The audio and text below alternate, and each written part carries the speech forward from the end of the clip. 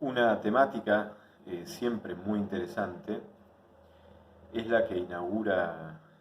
Jung desde un punto de vista psicológico, pero no estrictamente freudiano, acerca de su teoría de los arquetipos.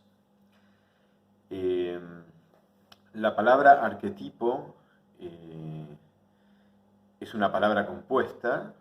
que tiene como prefijo esta palabra que viene del griego, que es argé, y que significa principio. Y la palabra tipo siempre señala una cierta clase de entidades que pertenecen justamente a esa misma clase por afinidades esenciales constitutivas. Entonces, la palabra arquetipo está mencionando, desde el punto de vista más genérico y etimológico, esas clases de entidades desde las cuales se comienza un proceso. En principio, en este caso, dentro del contexto junguiano, los arquetipos son esos moldes, esas clases de imágenes desde las cuales la conciencia va depositando en ese inconsciente genérico, universal, colectivo, imágenes que están tratando de aferrar, de representar, de cristalizar experiencias primarias. Tomemos, por ejemplo, el arquetipo de la Gran Madre. Ustedes podrán escuchar que justamente la teoría de Jung va más allá de los presupuestos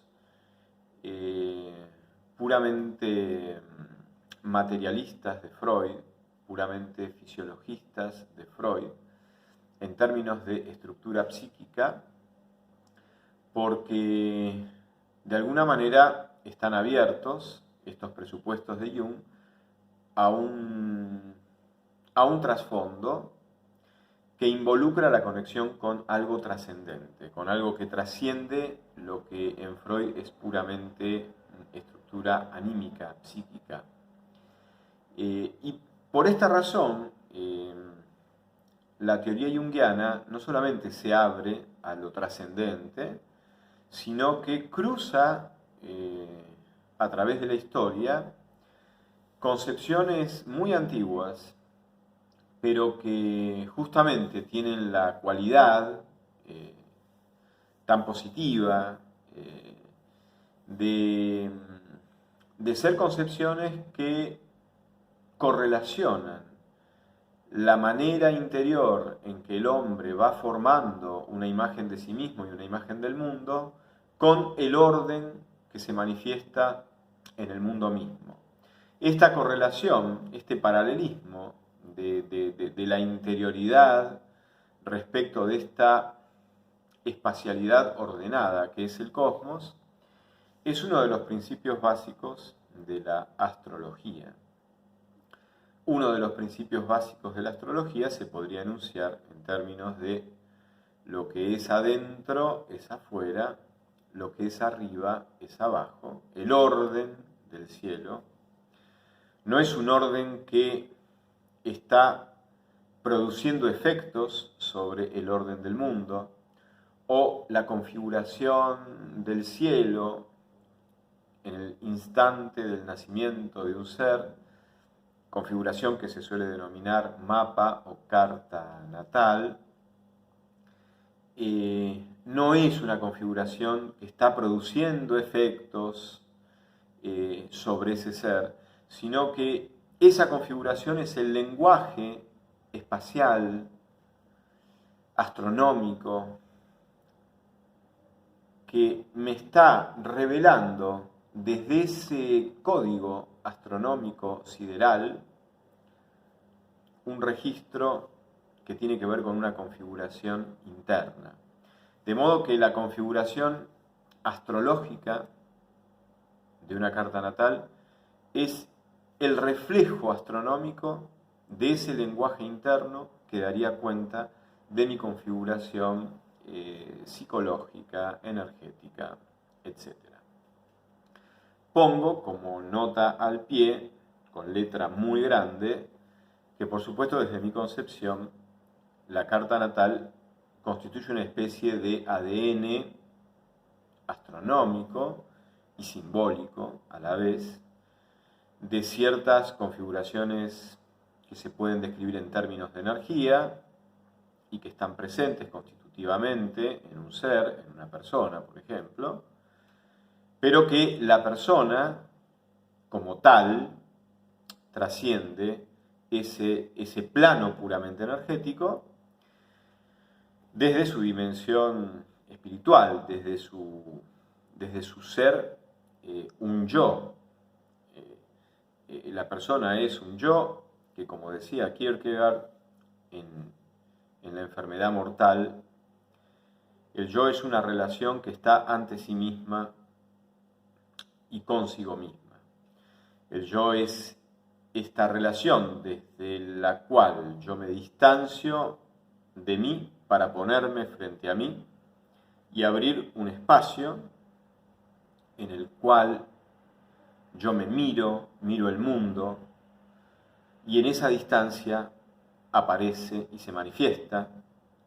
con poder, con capacidad, la libertad, desde la cual yo miro lo que miro, reconozco lo que reconozco, me miro frente a lo que reconozco, miro mis deseos, mira lo que la libertad mira eso que opera, lo que se me manifiesta dentro mío, entonces miro esa manifestación, me miro ante esa manifestación, miro qué cosas se despiertan, miro qué pensamientos se inauguran, qué deseos, qué impulsos, y me voy reconociendo. Y en ese mirarme, que es paralelo y simultáneo al mirar aquello que se me presenta exteriormente, en ese mirarme siempre soy yo ante mí mismo y siempre soy consciente de que no hay nada que en el fondo me empuje a decidirme a favor de una dirección predeterminada, sino que es cierto que yo puedo reconocer valores o antivalores en lo que se me manifiesta, o valores o antivalores en los mismos impulsos, en los mismos deseos, en las mismas intenciones que yo reconozco en mí mismo frente a eso que se me manifiesta, pero también siempre soy consciente que hay un poder en mí, que es el poder de desatender todo eso que se manifiesta fuera y dentro mío y no hacer nada, a sabiendas de que en mi configuración valorativa de lo que estoy percibiendo y de lo que estoy reconociendo, a lo mejor sería bueno hacer algo determinado respecto de las posibilidades que se me abren en esa escena particular. Con lo cual, el yo es esta capacidad de ser libre frente a cualquier tipo de condicionamiento. Con lo cual, estamos hablando de una capacidad que es de orden espiritual y que jamás se puede reducir a un plano meramente energético. Entonces, la libertad, que está vinculada con la voluntad, con el querer, con la comprensión, con la inteligencia, con la sensibilidad, con ese sentimiento interno que capta valores, con esa sensibilidad externa que capta texturas, aromas, colores, etc. Esa dimensión, que es la dimensión personal y trascendente, propiamente dicha, es una dimensión que trasciende y no se deja reducir jamás a un plano puramente determinista, energético, causa-efecto. No obstante, no estoy diciendo que ese plano energético no nos constituya. Estoy diciendo que jamás nos vamos a reducir, en tanto personas, a dicho plano. Dicho esto,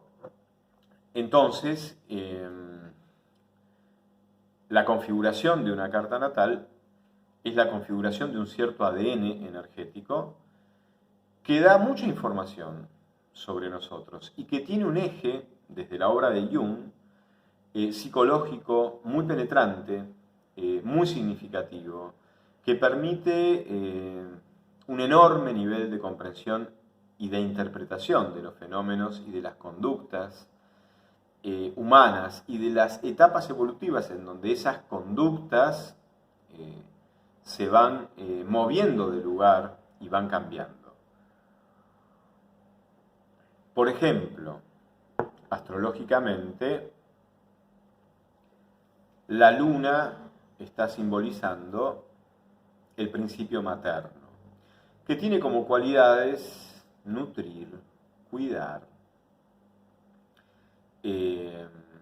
dar vida. Es el principio creador, pero que opera en un nivel puramente natural, puramente instintivo, no en un nivel creador, reflexivo, libre.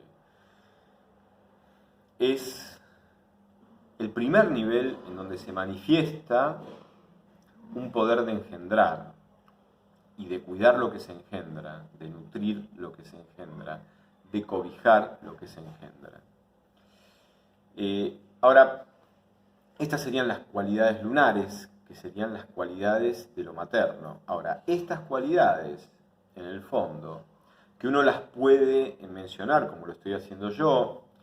intentando mencionarlas y describirlas desde un punto de vista muy puro, son cualidades que no son vividas puramente como tales desde nuestra conciencia. ¿Por qué? Supongamos que nosotros nos remontamos a las primeras comunidades humanas. En esos primeros comienzos de la humanidad no se tenía la percepción de que la cópula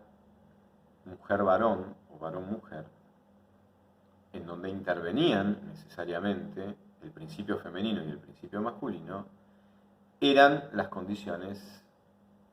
por lo menos necesarias, que después terminan siendo suficientes, en cada caso en donde a partir de ese encuentro sexual aparece un niño, aparece un bebé, aparece una niña, se engendra un nuevo ser humano. No estaba esa percepción, no se vinculaba la presencia masculina en la cópula con la aparición de un nuevo ser humano. Con lo cual, ante esa falta de percepción, se percibió otra cosa, se percibía que el cuerpo femenino, el cuerpo de la mujer, era una especie de cuerpo con un poder sobrenatural, porque si no se vinculaba el acto sexual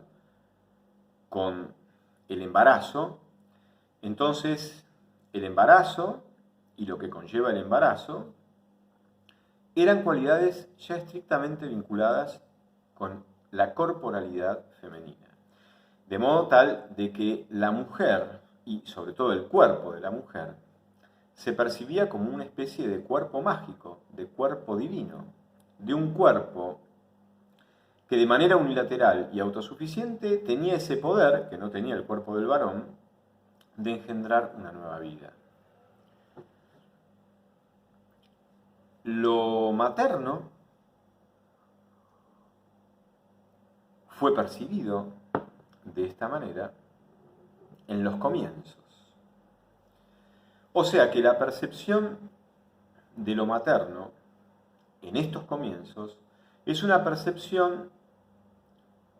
que reduce lo materno a una cualidad casi mágica inherente a lo femenino sin participación de lo masculino. Podríamos decir, diría Jung, parafraseándolo, que en esta primera experiencia de lo materno, la conciencia va grabando imágenes que después se atesoran en eso que Jung denomina el inconsciente colectivo, imágenes en donde lo materno y lo femenino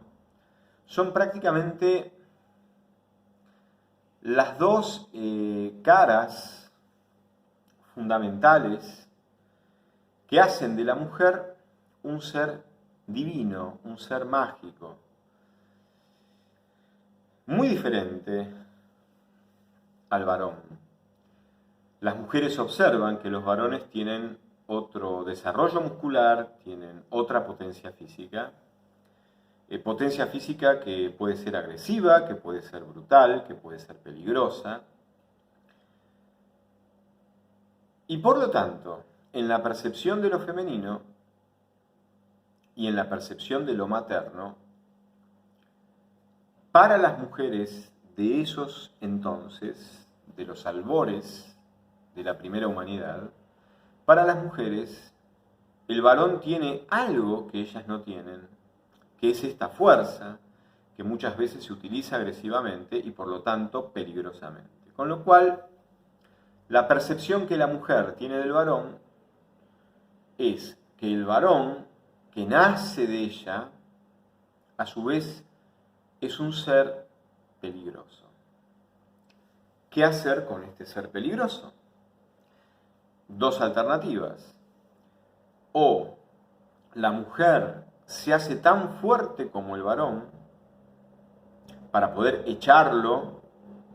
y ya estar tranquila de que el varón está a una distancia muy prudencial, gracias a la cual las mujeres ya no tienen más que temer. Esta mujer es la Amazonas, es la tipología de la mujer Amazonas. Esa mujer que se emparenta con lo masculino en fuerza, en agresividad, para terminar de cerrar esta percepción de autosuficiencia. La madre ya era autosuficiente porque no se vinculaba el acto sexual con la maternidad, entonces engendrar un nuevo ser humano era casi una especie de poder mágico y unilateral que le correspondía a lo femenino, sin intervención del varón. Pero además, si la mujer ganaba esta fuerza especial, esta capacidad poderosa y física, podía poner a raya al varón para terminar de cerrar esta seguridad, este nicho de autosuficiencia, donde el varón en todo caso, si aparecía, era para, de alguna manera, prestar sus servicios sexuales en la cópula y nada más. Esta sería una alternativa. La otra alternativa tiene que ver con aceptar la proximidad del varón y manejar este poderío físico que el varón tiene por sobre la mujer, pero de manera de que al engendrar un hijo varón, ese hijo varón le asegurara a la madre la protección que la madre necesitaba como mujer respecto de los demás varones. Con lo cual, en esta otra alternativa, la mujer al tomar a su hijo, quizás lo quería convertir en el nuevo jefe de la tribu, o lo quería convertir en una figura poderosa, que de alguna manera reuniera la suficiente autoridad como para imponerse sobre los demás varones. Y este es un mecanismo en donde la mujer se va complementando con el varón, pero desde su maternidad, tomando al hijo como rehén, para hacerlo un eterno hijo, un eterno niño, que a medida que crece es más poderoso y que si tiene autoridad y poder, la protege. Esta sería otra manera de entender lo materno. Lo materno, que vinculado con lo femenino se convierte en algo amazónico y autosuficiente, donde el varón solamente tiene lugar para satisfacer el deseo sexual de la mujer, o la mujer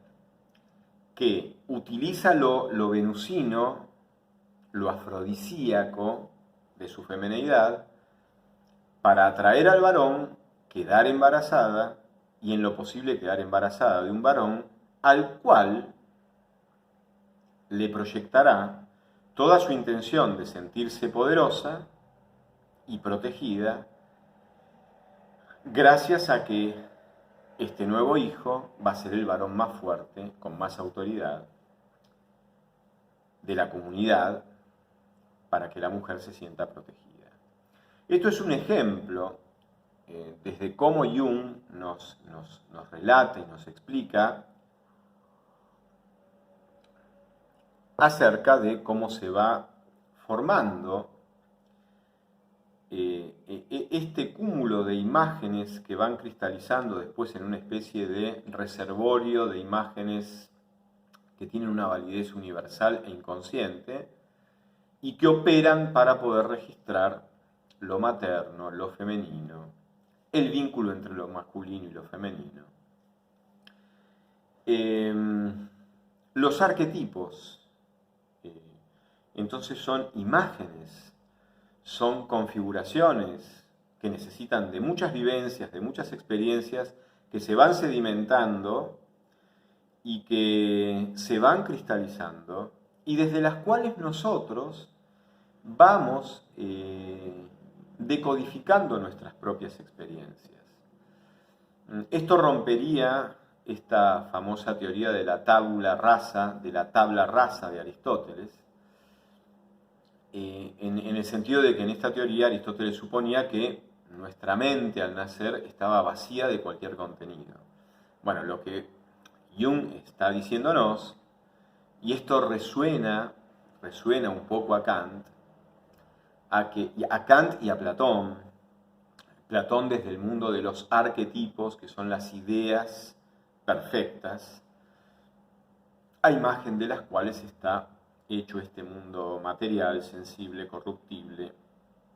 espacio-temporal. Entonces hay tipologías de perfección que son estas ideas en las cuales Platón piensa. Y desde Kant podríamos decir que, ya sabemos, quien estudia un poco de filosofía, para Kant las intuiciones puras del espacio y el tiempo y las categorías son también arquetipos intuitivos y racionales, respectivamente, desde los cuales nosotros vamos configurando nuestra experiencia. Y esos arquetipos intuitivos por un lado, las intuiciones puras del espacio y del tiempo, y las 12 categorías, que son los conceptos puros y trascendentales del entendimiento, desde los cuales, junto con las intuiciones puras del espacio y del tiempo, nosotros le damos forma universal y validez universal a la experiencia. Estos arquetipos estarían también hablando de que ya hay una estructura prefigurada en nuestra racionalidad, en nuestra sensibilidad, en nuestra capacidad de recibir la información del mundo y la información de nosotros mismos. Kant hablaba del sentido interno, no solamente de los sentidos externos. Y esta estructura prediseñada de arquetipos es una estructura desde la cual nosotros partimos, porque es la condición de posibilidad para poder acceder a nuestras propias experiencias. Ahora, no obstante, si bien estas configuraciones ya están a priori en nosotros, de ninguna manera